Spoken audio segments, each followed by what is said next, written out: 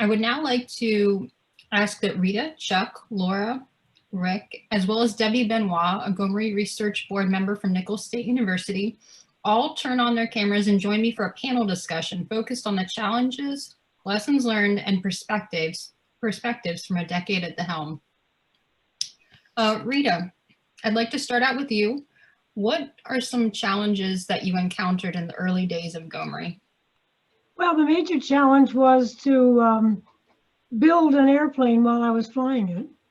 I had to put together a team who would collaborate and cooperate in a way to very effectively disperse funds that would do the best research. We had to do everything from scratch. It was sort of building a mini National Science Foundation with all of the necessity for panels and proposal reviews and call for proposals, as well as establish the committees and so forth. And I must say that looking back, it has been an extraordinary experience. That first challenge, I think we all met it really well. We came out of it, I think, with everybody feeling as though they belong to a family and friends. Yet at the same time, we had very high standards, and we met the challenge, I think, of producing or assisting, making possible some tremendous research that was highly relevant, highly appropriate for the region. It was excellent basic research, but at the same time, it was research that needed to be done, to be used, and to be made available. And especially, it was an opportunity to guide young people. So there were lots of challenges, but I must say, when you've got a really good team, you can meet almost any challenge. So I think that's probably the lesson I learned. Great team, big challenge, success. Thank you, Rita. I may be biased, but I feel that you all have definitely navigated them very well. Rick, a question for you. I was wondering if you could share with us, what are some accomplishments of this undertaking that you feel particularly proud of?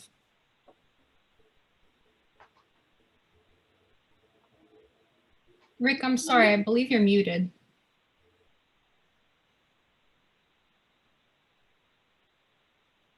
Okay, so try that again now. Well, as Rita pointed out, I think the way that GoMRI handled the vetting of the proposals and the awarding of the grants was just first rate and stellar, and that's something to be very proud of. The whole GoMRI family can be proud of that. I think in general, the building of the intellectual capacity throughout the whole Gulf of Mexico, I think is going to be a legacy that will have strong repercussions in the future. I think in enhancing the research and the equipment capacity for people in the Gulf and really around the world with respect to oil spill research is a thing to be proud of. The collaboration and the networking, not only within the Gulf, but nationally and internationally, I think is going to pay dividends for bringing the Gulf of Mexico scientific community into the global realm of experts. And I think finally, the training of over 1,200 graduate students, the future oceanographers, fishery scientists, social scientists, modelers, I think that's a legacy which we can all be proud of, regardless of what state you're in. So, I mean, those are just some of the highlights, but really, just to be a part of this group, it really is a stellar group, and it's led to introductions to many, many great scientists around the world. Couldn't agree more. Thank you very much, Rick. This next question goes to Chuck Wilson. Chuck, what do you feel some of the lessons learned that you've learned along the way from doing this work? How do you feel that they've helped shape the program? Yeah, thanks, Emily. That's a great question. You know, we've learned so much, and as Rita and Rick both alluded, putting the wings on the airplane and then thinking about what we're proud of accomplishment, we've learned a huge amount of how to do this the right way. And so there are a lot of lessons learned that we hope we will share in future publications that we will produce. But the two that come to mind to me, I think most importantly, are communication and networks. You know, throughout our careers, our business careers, our science careers, even in our friendships, we fail at one time or another to convey the right message. And certainly texting and email doesn't help that communication. And we had to learn to communicate with each other. The board had to learn to communicate within itself. The board and the Gomery management team had to learn how to communicate and share ideas. And that takes time, trust, and process. We had to learn how to communicate with our researchers. So you saw how vast our footprint is. And then, much like engaging Sea Grant, we had to learn to communicate with the public, and we also had to communicate with BP.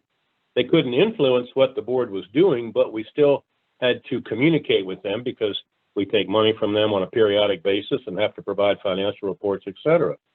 So that challenge led to excellent, I think, best management practices that we hope will pass on how you communicate.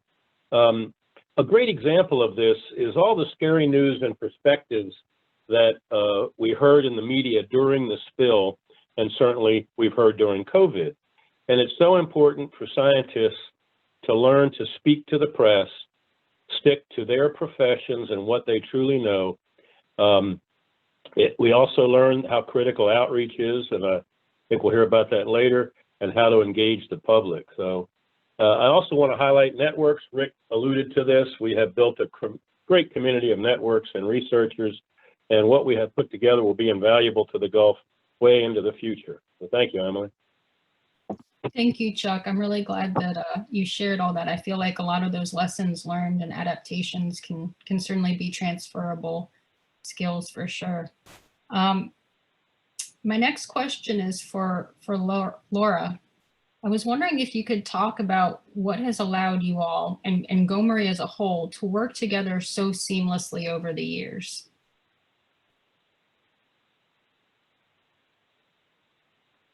Laura, I'm sorry, I believe you're muted.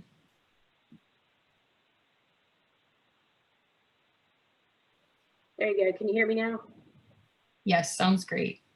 So to answer your question, I think that the reason we work so well and so seamlessly as a team, especially in the GoMRI side of things, the GoMRI team, is we put together a great administrative team early on to make this thing happen, whether it was contractors or whether it was actual GOMA employees, but all of those. And when I heard the question, I kind of thought back quickly, and I don't want to leave anybody out, but I think we have retained more or less everybody who started with the program, and that's really exciting. So you built relationships early on, trusting relationships early on, and you've been able to carry those through the entire program. And I do believe that that has been a huge reason why we've administratively been able to have such great success with the GoMRI program. I will say also that the annual ability to get everybody together that often happened at the GoMoses meetings every year. And even early on, before we had the great big GoMoses meetings, we used to have the smaller consortia all hands meetings, and even those were super beneficial. It goes to that conversation about building trusted relationships early on. And so we were able to build on those every year, and it made for a very successful program. I absolutely agree. I absolutely agree. My final question, thank you very much, Laura. My final question is going to go to Debi. Debi, how has Gomery ensured dissemination of the science outside of the Gomery community? Hi, Emily, and good afternoon, everyone. I'm excited to share more about our outreach program. And as you've heard in earlier discussions, the board carefully selected trustworthy and notably qualified partners. Mostly, we went about this through an RFP process, very similar to that of selecting and awarding consortia.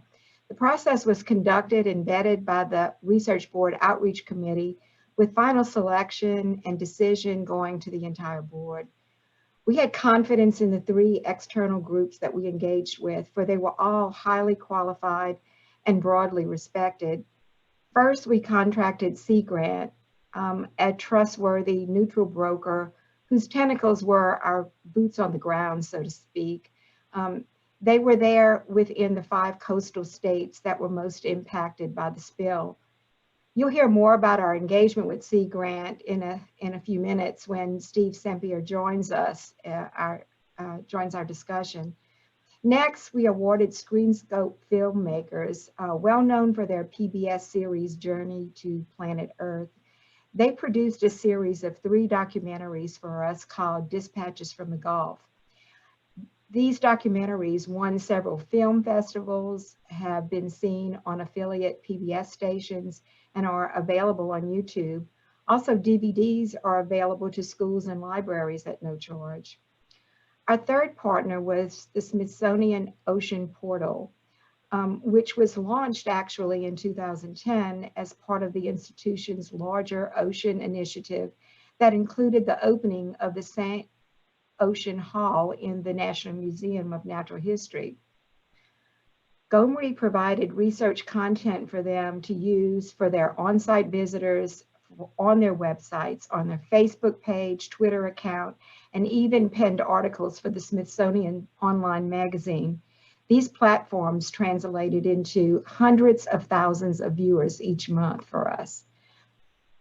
Lastly, key to our research outreach program was the Gomery management team who maintained our website, which included articles, links to all consortia websites, public newsletters, and many other resources. Our team also secured several special editions of oceanography journals. As you can see, our outreach program was robust in scope and footprint, and it ran the gamut of everything from in-person contact to print to social media and anything in between. So I invite everyone to visit the gulfresearchinitiative.org. That's our website where more information about our partners and our resources can be found. Thank you so much for sharing about Gomery's outreach, Debbie. I really appreciate it. And I just want to say thank you again to all of my guest speakers and panelists during this first half of the event. This has been a really great, rich discussion, and I appreciate all of you sharing your unique insights and perspectives.